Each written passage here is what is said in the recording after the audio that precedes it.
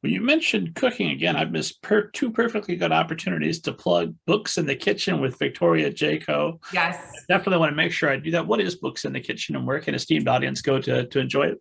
Books in the Kitchen is on YouTube, and Victoria and I have a blast, and we're looking to get back to it. We've been now in our own separate kitchens for quite a while during the pandemic, but it's something that came up.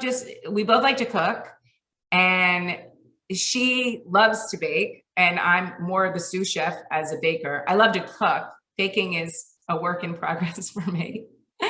And we love to dance, which inevitably gets in there, and tell very bad jokes, which also happen to get in there. And then we talk about aspects of our book while we're baking. And it's a blast.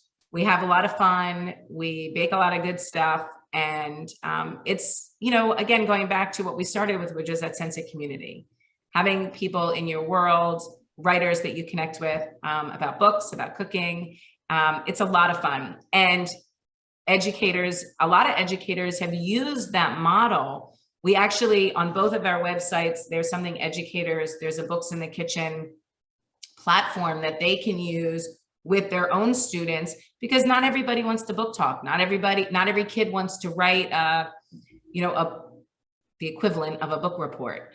And so sometimes kids can just do their own version of Books in the Kitchen. They can, for Dear Student, they could make whoopie pies and talk about the book. And that might be a better access point for them for reading, interest, and learning and sharing for them than sitting down and writing up a book talk. So that's also on both of our sites. So again, it's a way of saying thanks to educators. Is the platform that we've provided. It's literally step-by-step with all the things that they would need to put it into use. And then Victoria and I just have a blast doing it, the two of us. And hopefully we'll be back at it soon, making whoopie pies. Well, we're talking about community, other than hosting a YouTube show with authors that you admire. Which is a smart move, I have to admit.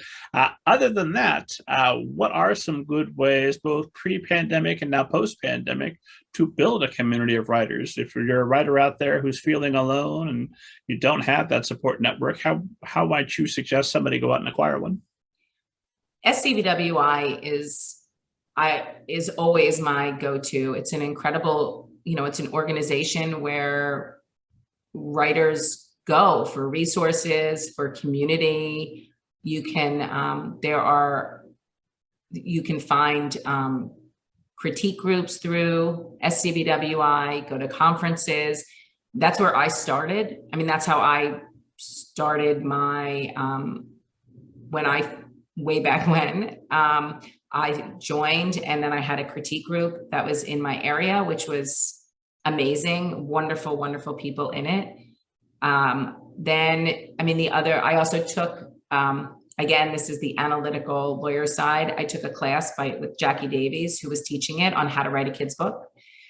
It was like a local community class. That's a wonderful way also to get to know the people in your area. In our area, like Grub Street or the Writer's Loft, are places where writers can go, that there's a sense of community and a sense of collaboration and support. So I would say in your community, I'd say SCBWI, then find your regional chapter, get into a critique group, and then find what writing collaboratives there are in your area, and take advantage of those. Really lean into them and support each other. And I went to VCFA retreats.